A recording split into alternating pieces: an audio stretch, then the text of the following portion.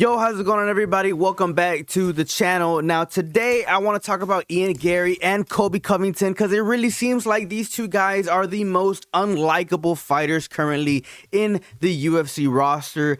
Of course, right? That's a no-brainer. If you guys go to the comments to each and every single one of their Instagram posts recently, a lot of people are saying double KO, hopefully double KO and stuff like that.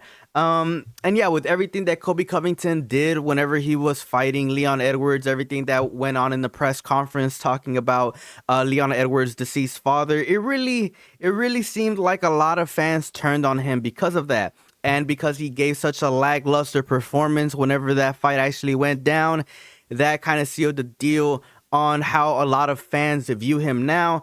And of course, let's just point out that Ian Garry has been a meme since the year started.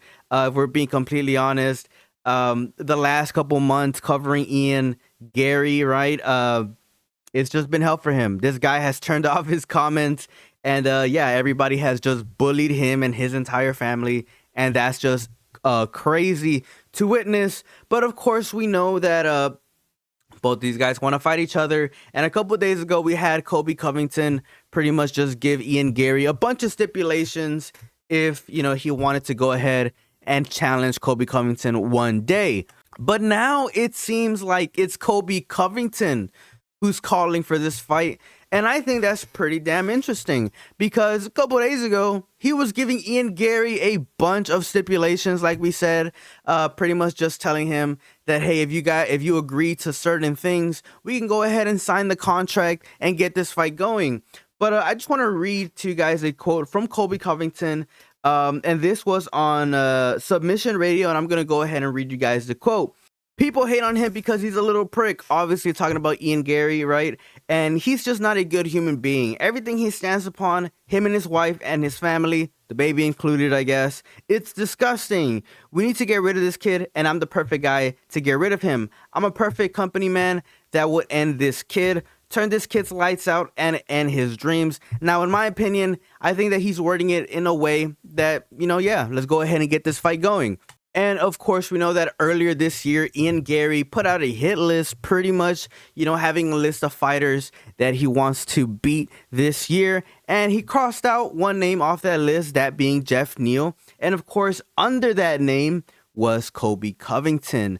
Now, in my opinion, and I'm just being completely honest, if Colby Covington fights the way that he fights against Ian Garry, the same way he fought Leon Edwards, I 100% believe that Ian Garry is going to go ahead and win this matchup.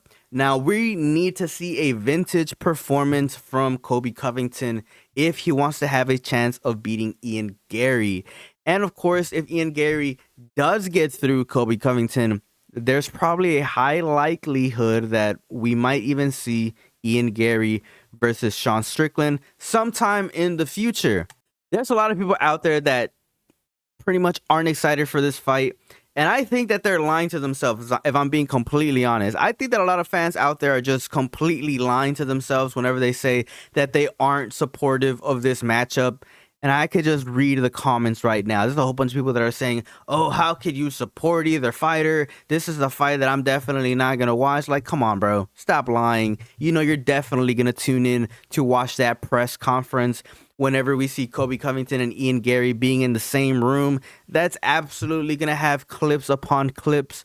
I mean, I could just expect this fight to be 100% WWE in the way that it's going to be very, very entertaining, especially on the lead up. Now, if I'm being completely honest, I do think that this fight has a decent chance of being entertaining in terms of the fight itself, but the lead up is going to be absolutely entertaining to watch. So let me know your thoughts down in the comment section below, ladies and gentlemen.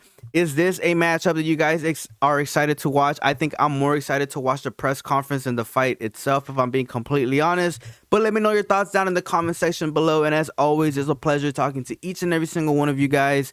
Leave a comment, consider subscribing. And as always, it's a pleasure talking to each and every single one of you guys. Peace out and have a good one. Meet these 3 stipulations, we got to fight. Stipulation number 1, you and that gold digging whore got to turn your Instagram comments back on. And if you turn them off before the fight, you forfeit the fight.